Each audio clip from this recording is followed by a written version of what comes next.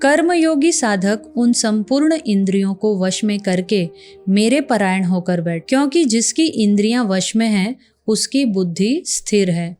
यहाँ पर भगवान ने क्यों कहा है कि मेरे परायण होकर बैठ, यानी मेरी तरफ होकर बैठ, मेरे भरोसे होकर बैठ?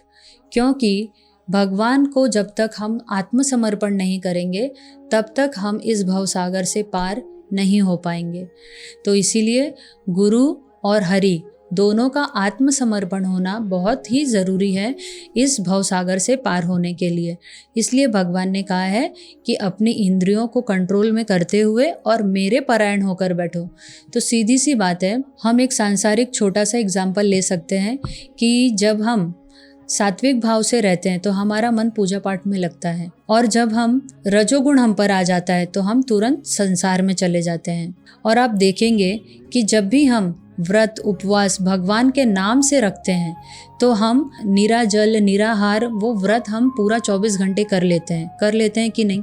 आप अपने आप से ही कहिए, देखिए, हम वो व्रत उपवास बड़ी आसानी से कर लेते हैं। रेगुलर डेज में अरे बाप रे, 1 घंटा भी अगर नाश्ते के ऊपर हो गया तो हमारी आफत हो जाती है, हमें चक्कर आने लगते हैं, बीपी हाई लो होने लगती है।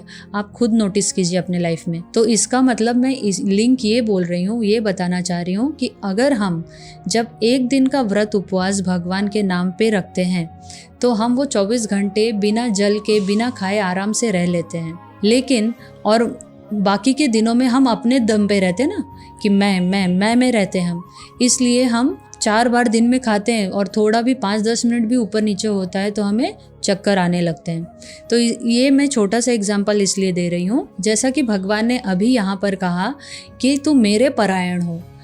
तो जो भगवान के परायण होगा, उनके सम्मुख होगा, उनके तरफ हो जाएगा, तो भगवान उसका सब कुछ वो ले लेते हैं, उसे बल शक्ति सब प्रदान वो करते हैं। उसके योगक्षेम वहाव्यम अभी बोला उन्होंने कि मैं तुम्हारे योगक्षेम ले लूँगा। तो हमारे जो भी पाप, हमारे जो गलत आचरण है जो हमने पहले किए हैं, तो वो सब भगवान ले लेते हैं और हमें आगे बढ़ाते हैं उनकी तरफ।